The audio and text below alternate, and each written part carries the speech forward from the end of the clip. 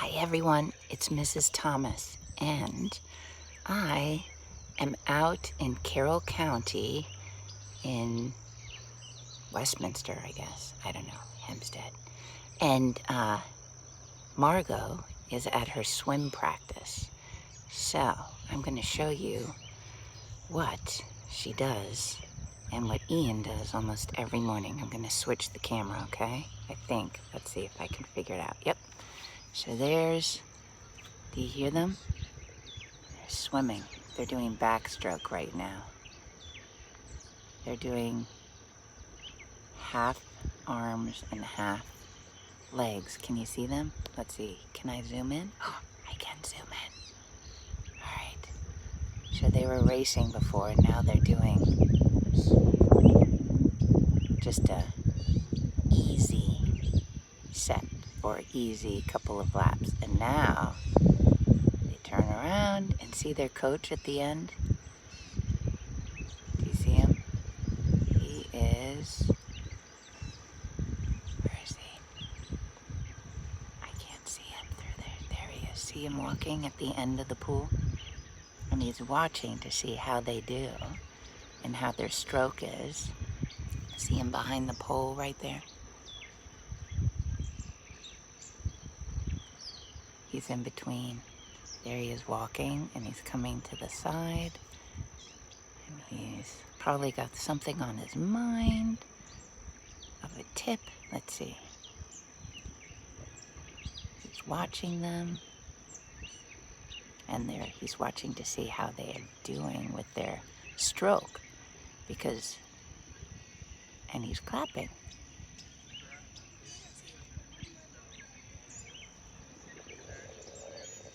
See, he's giving a tip right now.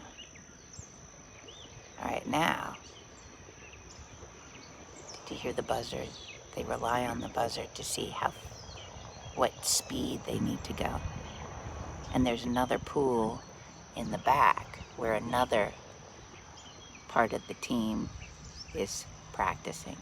So, I don't know which one is Margot, but so now I'm going to read a story. And let's see if I can figure out how to prop the camera where you can see. Should I sit down here? I don't know. Here, let me show you where we are first, quickly. Look at this big field. There's the pool. Here's the huge field. Look at that. Do you hear all the birds? I think you hear all the birds in there. It's a pretty day, isn't it? Look at that blue sky.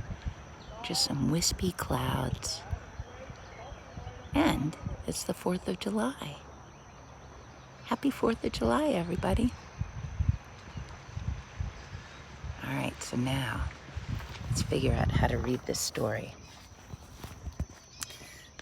Let's see if the best way is sitting in my car. Here we go. Remember I did it before like that. Let's see if this works. Sorry, everybody, for the wiggles. I don't know how I did it. Let's see. All right, I think I got it. Hopefully a gust of wind. I'm gonna take off my mask since I'm in the car. And remember Frog and Toad? I'm gonna read another Frog and Toad, okay? And this chapter is called The Letter. And I thought it was good because we need to start writing some letters to each other, don't we? So here we go. Either to our friends at school or to Mrs. Thomas, and Mrs. Thomas to you all. So I'm going to do that, okay? Deal? The letter. Toad was sitting on his front porch.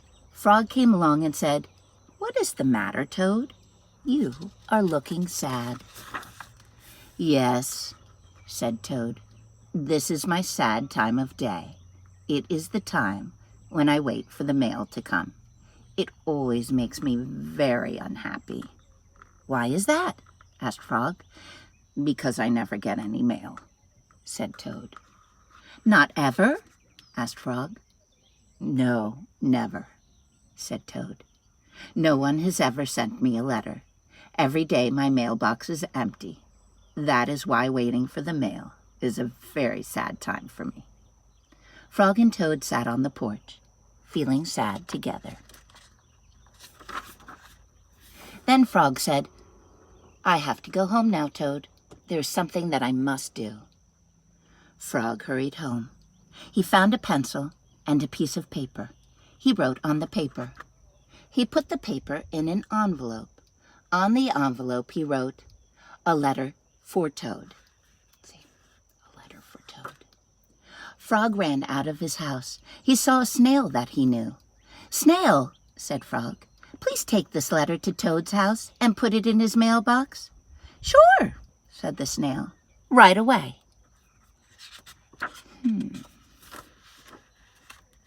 Then Frog ran back to Toad's house. Toad was in bed taking a nap. "Toad," said Frog, "I think you should get up and wait for this mail some more." "No," said Toad, "I am tired of waiting for the mail." Frog looked out the window at Toad's mailbox. The snail was not there yet. Why do you think the snail's not there yet? "Toad," said Frog, "you never know when someone may send you a letter." "No, no," said Toad. "I do not think anyone will send me a letter." Frog looked out of the window. The snail was not there yet. "But Toad," said Frog, "someone may send you a letter today." "Don't be silly," said Toad. "No one has ever sent me a letter before, and no one will send me a letter today." He's not very optimistic. Optimistic means that you think that something good might happen in the end. Frog looked out of the window. The snail was still not there. Why do you think that snail's not there? Do snails move fast or do they move slow? Frog, oh, this is the Toad speaking. "Frog, why do you keep looking out of the window?" asked Toad. "Because now I am waiting for the mail," said Frog. "But there will not be any," said Toad. "Oh, yes, there will."